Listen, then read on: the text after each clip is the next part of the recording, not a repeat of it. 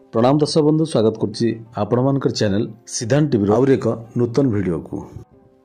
मो प्रिय अगणित दर्शक बंधु मो प्रिय अगणित सब्सक्राइबर को बहुत बहुत धन्यवाद जे कि मोर प्रत्येक वीडियो टी लाइक करछंती एवं शेयर मध्य करछंती। आज वशीकरण आपण मान कहबी उभय पुरुष और नारी पे पुरुषटे नारी पे चाहछंती और नारीटे पुरुष पे चाहछंती ए उभय पे आज वशीकरण विद्याटी लवंग नेबे जो लवंग रे आपण फूल लगी मन रखु फूल जदि लगी ये कार्यटे हेब ना गोटे लवंग ने फूल लगी आपण कला सूतार नियंतु कला सूता आपणकर जोटा आप सिले सूता जोटा आपणकर जो सार्ट पैंट सिले होची से सूता नियंतु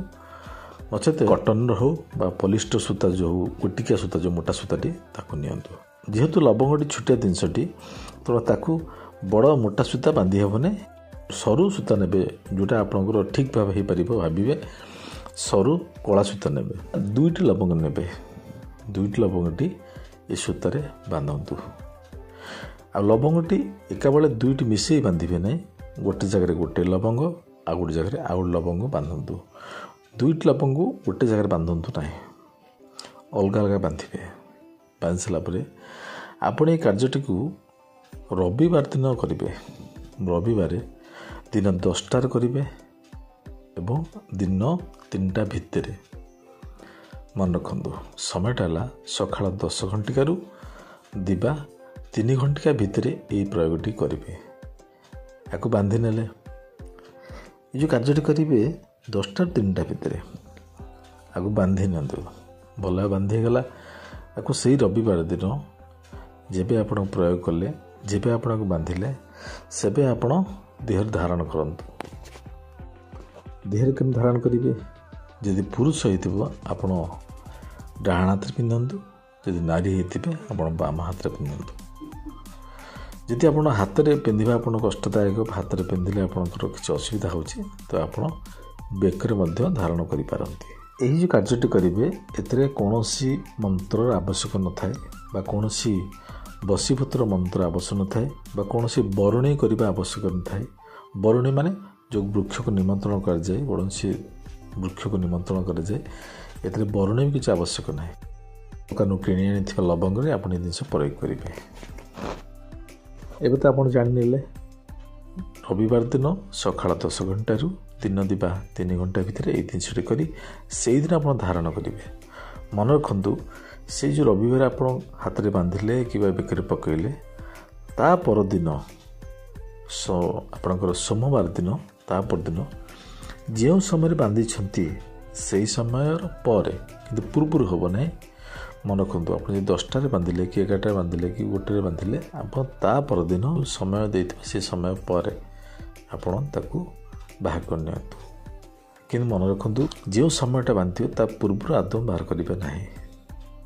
एति मन रखु अच्छा आपण देह बांधि जो लवंग दुईटी बाहर करले ताको चूर्ण कर दियंतु चूर्ण कर सारा पर आपण जहाँ प्रति आपणकर सम्मान अच्छी जहाँ प्रति आपण किसी कार्य करने चाहते जहाँ को आपण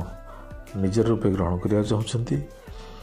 तेणु सबुले चेष्टा करेंगे सत् काम लगे एवं यही प्रयोगटी मात्र जीवन में थरे हेब अनेक थर हेब ना थरे तो से भावी चिंती विचार करेंगे ये जो कार्यटी कर ठीक एवं कौन पे मुझे करुच्ची